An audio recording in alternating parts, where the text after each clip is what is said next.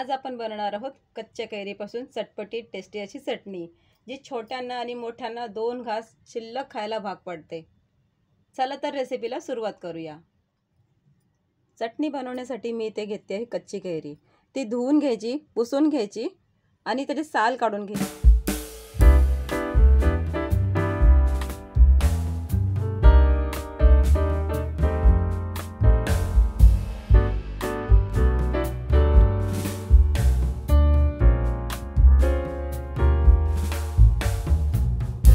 कैरीचे साल सोडून घेतल्याच्या नंतर आपल्याला त्याचे मोठ्या मोठ्या पीसमध्ये कट करायचे, जास्त छोटे करायचे नाही।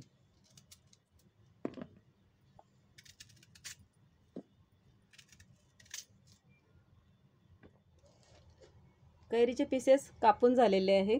एखादी कैरी पिवळी निघाली तरी काही हरकत नाही, ती चालते चटणीसाठी। तर ते आता कढईमध्ये टाकून घ्यायचे आणि त्यामध्ये अर्धी वाटी पाणी टाकायचं। कैरीचे पीस जास्त शिजवून घ्यायचे नाहीत आपल्याला, 1 मिनिटभर फास्ट गॅसवर शिजवून घ्यायचे।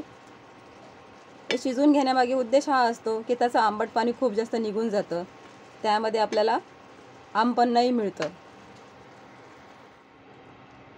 बघूया कैरी कितपत शिजली आहे। ती खूप जास्त गाळ करून घ्यायची नाही कैरी। बघा एकदम मस्त शिजली आहे, परफेक्ट। शिजवलेली कैरी चाळणीमध्ये घालून आता चाळून घेऊया।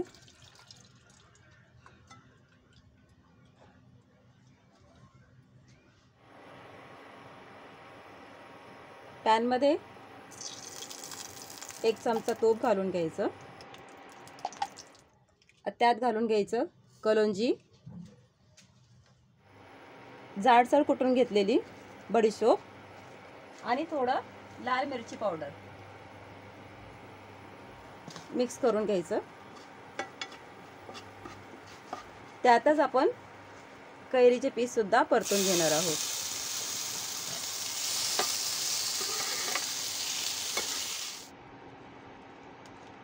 कैरीमध्ये छान मसाले मिक्स करून घ्यायचे आणि त्यामध्ये अर्धी वाटी पाणी घालून घ्यायचं। छान मिक्स करून घ्यायचं। चटणीला गोडवा आणण्यासाठी मी गूळ वापरलेला नाही आहे किंवा साखरही वापरलेला नाही, त्यासाठी वापरणार आहे खडी साखर। आता ती कुटून घ्यायची आणि मिक्सरमध्ये बारीक करून घ्यायची। चटणीला छान उकळी आलेली आहे।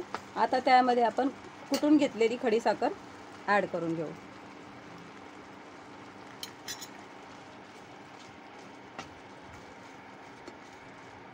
चांगली मिक्स करून घ्यायची।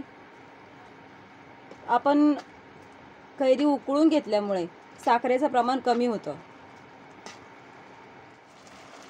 अगदी थोडंसं मीठ घालून घ्यायचं, जास्त घालायचं नाही।